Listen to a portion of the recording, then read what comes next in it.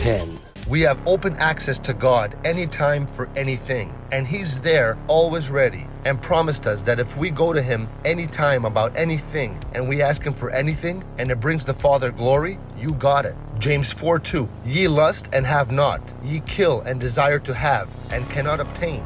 Ye fight and war, yet ye have not, because ye ask not.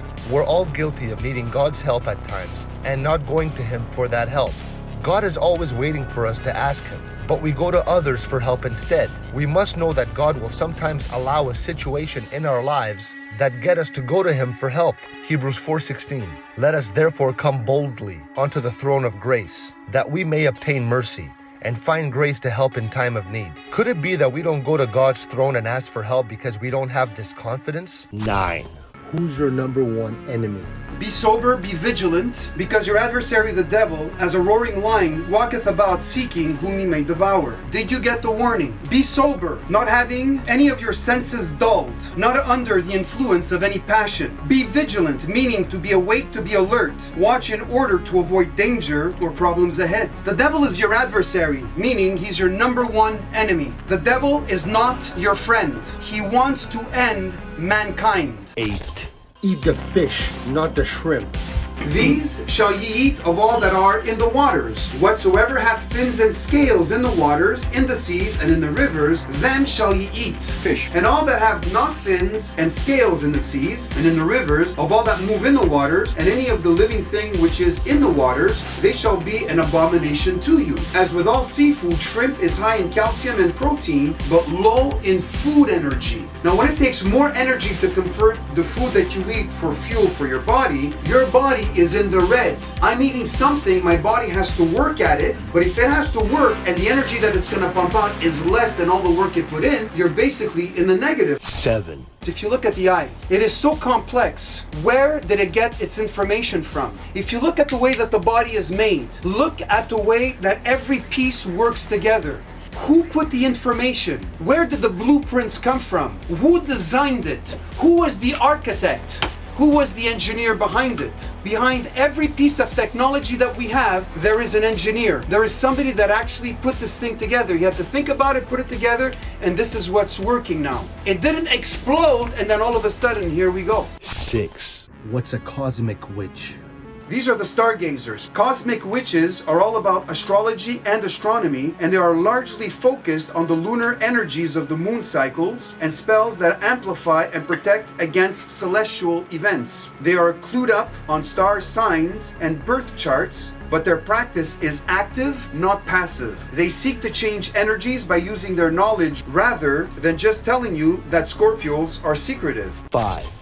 Satan is scared you know this. Whatever the devil will tempt you with, quote scripture, and he, the devil, will flee from you. There's a verse in Job that says that God will expose his parts. He will expose every facet of Satan, who he is, what he is, where he came from, where he's going, how he's attacking man, how we can resist him, and everything else in between. He's going to leave you alone until your next temptation. He is not going to quit until you breathe your last breath. You're constantly going to get hit with something. He wants you to go against what God has laid down in His Word. 4.